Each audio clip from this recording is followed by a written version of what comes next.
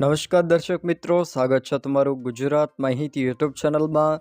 આજના તાજા અને મહત્વના આપ સૌને ઉપયોગી એવા 15 મોટા સમાચાર વિશે વિડીયોમાં આગળ વાત કરીશું, તો છેલ્લે સુધી જોતા રહેજો। આજના સૌથી પહેલા સમાચાર વિશે વાત કરીએ તો ગુજરાતમાં માવઠાથી ખેડૂતોને થયેલી પાક નુકસાની બદલ ગુજરાત સરકારે સહાયની જાહેરાત કરી છે। ગુજરાતના ખેડૂતો જેની આતુરતાથી રાહ જોઈ રહ્યા હતા, તેને લઈને સરકાર દ્વારા મહત્વની જાહેરાત કરવામાં આવી છે। ગુજરાતમાં પાક નુકસાની બદલ ખેડૂતોને પ્રતિ હેક્ટર ₹22,000નું વળતર આપવામાં આવશે। જોકે વધુમાં વધુ 2 હેક્ટર સુધીની સહાય જ આપવામાં આવશે। રાજ્ય સરકારે ખેડૂતોના પાક નુકસાન સહાય પેકેજની જાહેરાત કરી છે। કૃષિ મંત્રીએ ખેડૂતો માટેના રાહત પેકેજની વિગતો જાહેર કરતા જણાવ્યું હતું કે કમોસમી વરસાદના કારણે રાજ્યના 16,500 જેટલા ગામોમાં ખેડૂતોને 44 લાખથી પણ વધુ હેક્ટરના વાવેતરમાં નુકસાન થયું છે। 9,815 કરોડ રૂપિયાનું પેકેજ જાહેર કરવામાં આવ્યું છે, જેમાં કોઈ પણ ખેડૂત જેને નુકસાન થયું છે તે બાકાત રહેશે નહીં। આમ ખેડૂતોને પ્રતિ હેક્ટર ₹22,000 2 હેક્ટરની મર્યાદામાં આપવામાં આવશે, એટલે કે ₹44,000 સુધીની સહાય આપવામાં આવશે।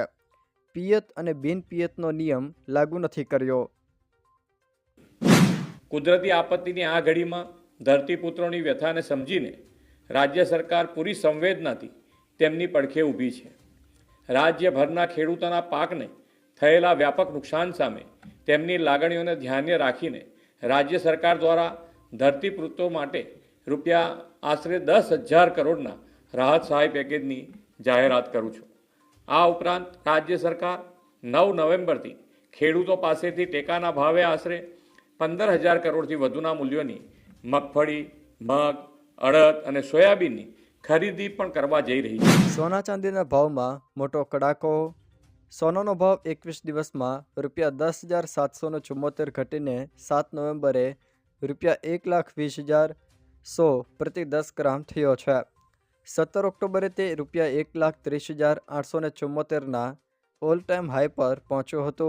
IBJ અનુસાર ગુરુવારે સોનાનો ભાવ ₹1,20,670 હતો, જેમાં ₹570નો ઘટાડો થયો છે। જોકે ચાંદીના ભાવ ₹33નો વધારો થતાં ₹1,48,010 પ્રતિ કિલો થયો છે। 14 ઓક્ટોબરે તે ₹1,78,000 સોના ઓલ ટાઈમ હાઈ પર પહોંચી હતી, જેમાં છેલ્લા 24 દિવસમાં 29,825નો ઘટાડો થયો છે। ટેકાના ભાવે ખરીદીને લઈને સરકારની મહત્વની જાહેરાત। 9 નવેમ્બરથી ગુજરાત સરકાર ખેડૂતો પાસેથી ટેકાના ભાવે ખરીદી શરૂ કરશે। મગફળી, મગ, અડદ અને સોયાબીનની ખરીદી ટેકાના ભાવે 9 નવેમ્બરથી શરૂ કરવામાં આવશે। જોકે ખેડૂતો પાસેથી ₹15,000 કરોડના મૂલ્યની મગફળી, મગ, અડદ અને સોયાબીનની ટેકાના ભાવે ખરીદી કરવામાં આવશે તેવી ગુજરાત સરકાર દ્વારા જાહેરાત કરાઈ છે। ધોરણ 10 અને 12ની બોર્ડની પરીક્ષાના ફોર્મ ભરાવાની તારીખ જાહેર। ગુજરાતમાં ફેબ્રુઆરી 2026માં યોજાનારી ધોરણ 10 અને ધોરણ 12ની બોર્ડની પરીક્ષાના ફોર્મ ભરવાને લઈને ગુજરાત માધ્યમિક અને ઉચ્ચતર માધ્યમિક શિક્ષણ બોર્ડ દ્વારા નોટિફિકેશન જાહેર કરવામાં આવ્યું છે, જેમાં ધોરણ 10 અને 12ની બોર્ડની પરીક્ષાના ફોર્મ 7 નવેમ્બરથી 6 ડિસેમ્બર સુધી ઓનલાઈન ભરી શકાશે। આ સાથે બોર્ડે ધોરણ 10 અને 12માં ફોર્મ ભરવા માટે પરીક્ષા ફી દર્શાવતું પત્રક પણ જાહેર કર્યું છે। ગુજરાત શિક્ષણ બોર્ડ અનુસાર ફેબ્રુઆરી 2026માં યોજાનારી બોર્ડની પરીક્ષા માટે શુક્રવારે બપોરે 12 વાગ્યાથી બોર્ડની સત્તાવાર વેબસાઇટ gseb.org પરથી ઓનલાઈન ફોર્મ ભરાવાના શરૂ થઈ ગયા છે, જેમાં આગામી 6 ડિસેમ્બર 2025ની રાત્રે 12 વાગ્યા સુધી ફોર્મ ભરી શકાશે। રખડતા ઢોર મુદ્દે સુપ્રીમ કોર્ટનો કડક આદેશ। સુપ્રીમ કોર્ટે તમામ રાજ્યો અને NHAIને હાઈવે અને રસ્તા ઉપરથી તાત્કાલિક ઢોર હટાવવાનો આદેશ આપ્યો છે। કોર્ટે હાઈવે પેટ્રોલ ટીમ રચવાના નિર્દેશ પણ આપ્યા છે, જેથી અકસ્માતોમાં ઘટાડો થાય।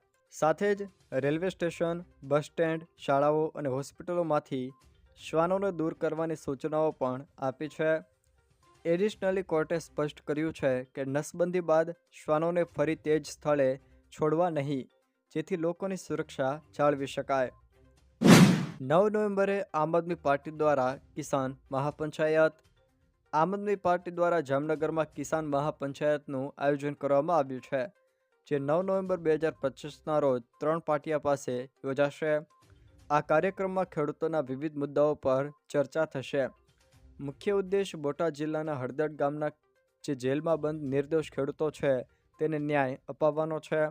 ત્યાં પોલીસે આંદોલન દરમિયાન દમન કરીને ગુના દાખલ કર્યા હતા.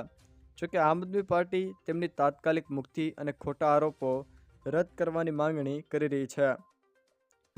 સિનિયર સબ એડિટર અને માહિતી મદદનીશની પરીક્ષાની તારીખોમાં ફેરફાર. ગુજરાત ગૌણ સેવા પસંદગી મંડળે સિનિયર સબ એડિટર અને માહિતી મદદનીશ વર્ગ 3ની પરીક્ષાની તારીખોમાં ફેરફાર કર્યો છે. આગામી 25 તારીખે યોજાનાર પરીક્ષા મુલતવી રાખવામાં આવી છે. જોકે હવે આ પરીક્ષા 15 ડિસેમ્બરે યોજાશે. ઉમેદવારોની માંગણીને ધ્યાનમાં રાખીને તારીખ લંબાવવામાં આવી છે, જેથી તેમને તૈયારી માટે વધુ સમય મળશે. પરીક્ષાની તારીખમાં ફેરફાર થતા ઉમેદવારોને તૈયારી માટે વધુ સમય મળ્યો હતો. ગુજરાતમાં રેશન કાર્ડ ઓળખ કે રહેઠાણના પુરાવા તરીકે માન્ય નહીં ગણાય. ગુજરાતના લાખો રેશન કાર્ડ ધારકો માટે એક મહત્વના સમાચાર સામે આવ્યા છે. ગુજરાત સરકારના અન્ન અને નાગરિક પુરવઠા વિભાગ દ્વારા એક પરિપત્ર જાહેર કરીને કહેવામાં આવ્યું છે કે હવે રેશન કાર્ડનો ઉપયોગ ઓળખના પુરાવા કે રહેઠાણના પુરાવા તરીકે માન્ય નહીં ગણાય. હવે રેશન કાર્ડ ફક્ત રાજ્ય સરકારની જાહેર વિતરણ વ્યવસ્થા હેઠળ સબસિડીવાળું અનાજ મેળવવા પૂરતી જ સીમિત રહેશે. ગુજરાત સરકારના નિર્ણયને પગલે હવે બેંક ખાતું ખોલાવવા, મોબાઈલ સિમ કાર્ડ મેળવવા કે સરકારી યોજનાઓનો લાભ લેવા રેશન કાર્ડ રજૂ નહીં કરી શકાય. આ માટે નાગરિકોએ આધાર કાર્ડ, પાસપોર્ટ, ચૂંટણી કાર્ડ કે અન્ય માન્ય સરકારી દસ્તાવેજોનો ઉપયોગ કરવો પડશે. પોલીસ ભરતીને લઈને મહત્વના સમાચાર. ગુજરાતમાં પોલીસમાં જોડવા માંગતા યુવાનો માટે મોટા સમાચાર છે. ડિસેમ્બર માસમાં રાજ્યમાં આશરે 13,000થી પણ વધુ પોલીસમેનની જાહેરાત થઈ શકે છે, જેમાં 7,000થી વધુ બિનહથિયારી લોકરક્ષક અને 2,500થી વધુ હથિયારી લોકરક્ષકની જગ્યાઓની સંભાવના છે. આ ઉપરાંત 3,000 એસઆરપી અને 684 પીએસઆઈની ભરતી પણ આવી શકે છે. જોકે હાલમાં ચાલી રહેલી 12,000 લોકરક્ષકની ભરતી તેના અંતિમ તબક્કામાં છે. ગુજરાતમાં શિયાળાની એન્ટ્રી, હવામાન વિભાગની મહત્વની આગાહી. રાજ્યમાં ધીરે ધીરે ઠંડીનો ચમકારો અનુભવાશે. જોકે રાજ્યમાં તાપમાન 2થી લઈને 3 ડિગ્રી ઘટવાની આગાહી હવામાન ખાતા દ્વારા કરવામાં આવી છે. નલિયામાં સૌથી ઓછું 15.5 ડિગ્રી તાપમાન નોંધાયું છે. જોકે રાજ્યના 7 જિલ્લાઓ એવા છે કે જ્યાં તાપમાન 20 ડિગ્રીથી નીચું પણ નોંધાયું છે. તો કંડલા અને અમરેલીમાં 18.4 ડિગ્રી તાપમાન નોંધાયું, જ્યારે મહુવામાં 19.7 ડિગ્રી અને દીવમાં 19 ડિગ્રી તાપમાન નોંધાયું છે. જો દર્શક મિત્રો આ વિડીયો તમને પસંદ આવ્યો હોય તો વિડીયોને લાઇક કરો, તમારા મિત્રો સાથે શેર કરો અને જો તમે અમારી ચેનલમાં નવા હો તો ચેનલને સબસ્ક્રાઈબ જરૂર કરજો, જેથી અમારા આવનારા તમામ વિડીયોની જાણકારી તમારા સુધી પહોંચી શકે.